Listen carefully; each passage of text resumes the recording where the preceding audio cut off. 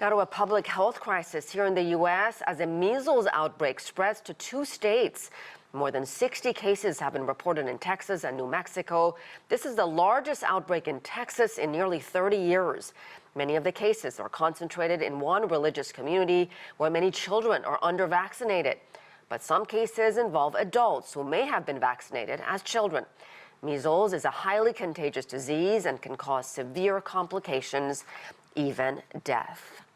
Joining me now to discuss this is from Victoria, Minnesota, is Patsy Stinchfield. She's an infectious disease nurse practitioner and president-elect at the National Foundation for Infectious Diseases. Patsy, welcome to the program. We're seeing an alarming spike in Texas and also some cases in New Mexico. Why are we seeing this, and how concerned are you? Well, I'm very concerned. I think anyone who knows the dangers of measles has high alert. Even one case is considered a public health emergency. And this is the time of year that we do see spikes in measles cases, springtime, but you can see them any time of year. And we in the United States have our disease from importations of other parts of the world. And that's what happened in this case in Texas, some international travel. And that is the point, is that where anyone is vulnerable to measles, anywhere in the world, we all are potentially. So the need is to be vaccinated at high levels to prevent its spread. Well, I thought it was interesting that some of the people who got measles were actually vaccinated, Patsy. You know, I have worked in the children's hospitals and managed 4 measles outbreaks. And some of those early reports, they would say, I think I got my measles vaccine.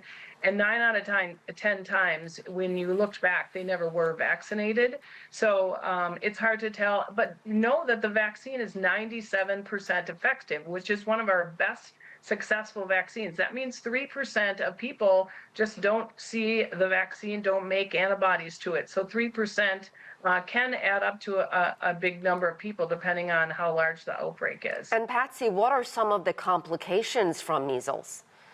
Oh, measles is a terrible disease. I think one of the myths is that it's just a rash, and it is not. It is.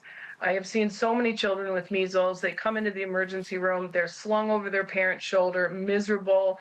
The light bothers their eyes. They can't even open their eyes. They're dehydrated. They may have pneumonia, very high fevers, and those kids might go home, but they're still so sick.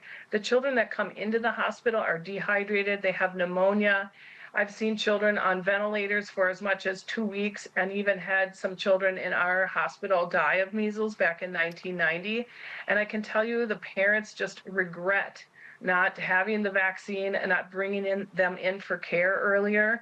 And there is no antiviral medicine for it. So all we can do is our best, clinical judgment and technical care for them at that time. It's very scary and a very terrible disease. And it's scary and terrible disease, and yet some parents still choose not to vaccinate their children.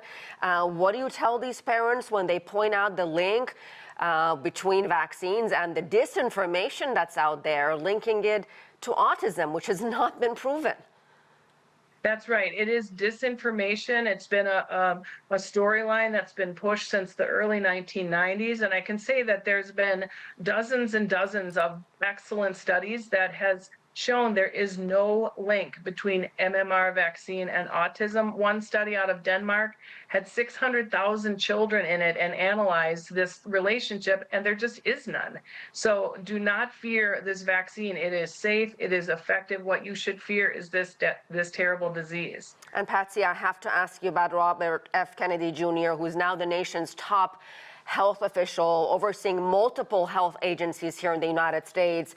What is his responsibility in all of this as someone who's leading these agencies and someone who is known to be a vaccine skeptic?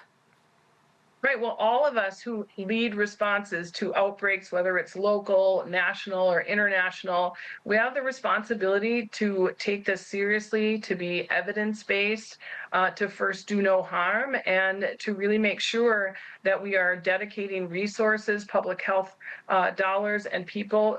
Outbreaks are extremely expensive and labor-intensive, and what we can do to prevent those is make sure that all of us are vaccinated, especially protecting babies babies too young to be vaccinated, pregnant women, and the immunosuppressed. When we vaccinate ourselves, we put a shield over ourselves to protect ourselves, and we protect the rest of the community. But should Robert F. Kennedy Jr. be saying exactly what you just said? I would think so, in the role that he has, yes. All right, we're going to leave it there. Patsy Stinchfield, thank you very much.